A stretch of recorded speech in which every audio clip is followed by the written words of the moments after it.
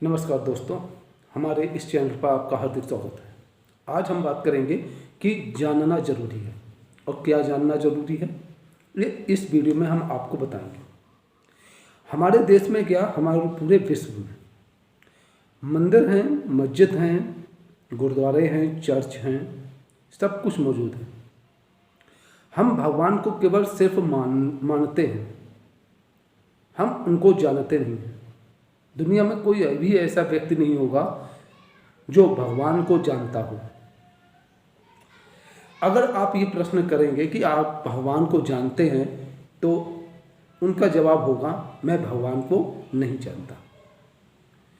मानना अलग बात है और जानना अलग बात है। मानने के लिए हम एक उदाहरण आपको बताता हूँ कि मैंने ये मान लिया कि अमेरिका में जो ज़िंदगी है वो बहुत सुकून वाली है।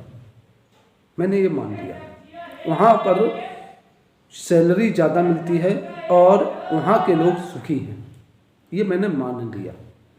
और जानने के लिए हमको अमेरिका जाना पड़ेगा, वहाँ पर नौकरी करनी पड़ेगी, वहाँ पर रहना पड़ेगा, तब हम जान पाएंगे कि अमेरिका का जीवन कैसा है और वहाँ पर लोग कैसे जीते हैं। तो मानने में और जानने में बहुत बड़ा अंतर है।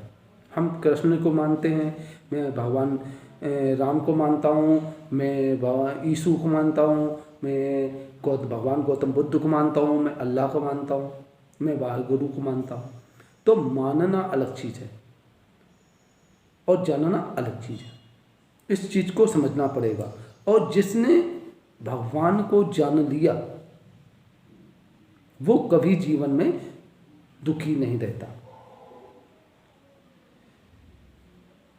हम एक प्रश्न करना चाहते हैं आप सभी लोगों से, और या मैंने खुद से भी ये प्रश्न किया था और उसका जो आंसर हमको मिला वो हम आप लोगों को तक भी पहुंचाना चाहते हैं कि हम भगवान राम को मानते हैं, कृष्ण को मानते हैं, लेकिन जो कुछ भी कहा है उन्होंने अपने ग्रंथों में, अपने जीवन काल में जो भी उन्होंने शब्दों के प्रयोग किए हैं, क्या हम उन शब्दों का प्रयोग अपने जीवन में करते हैं? क्या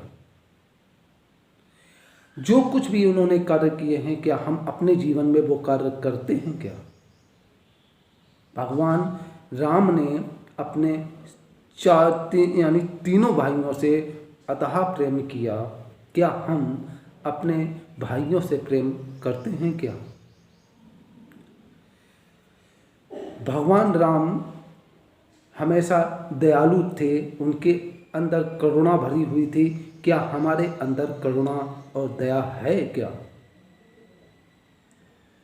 तो हम ये कैसे मान लें कि हमारे जो इष्ट हैं, हमारे जो भगवान हैं, और हम ये जानते हैं कि उनके अंदर ये गुण थे, और उन गुणों को अगर हमने अपने जीवन में नहीं उतार पाया तो हम धार्मिक कैसे हो गए? हम सिर्फ यहाँ पर उनको मानते हैं कि वो भगवान हैं। अगर हम उनको जान लेंगे तो उनके सारे गुण हमारे अंदर समाहित हो जाएंगे, हमारे जीवन में शामिल हो जाएंगे।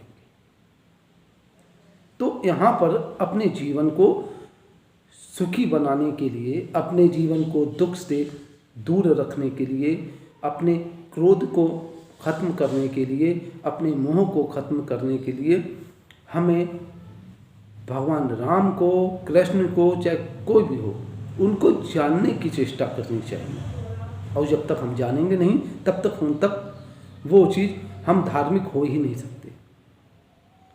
और जानने के लिए हमने आपको बता दिया था और ने कई वीडियो में बताया है, जानने के लिए सब भगवान को जानने के लिए पूजा पाठ की आवश्यकता नहीं है।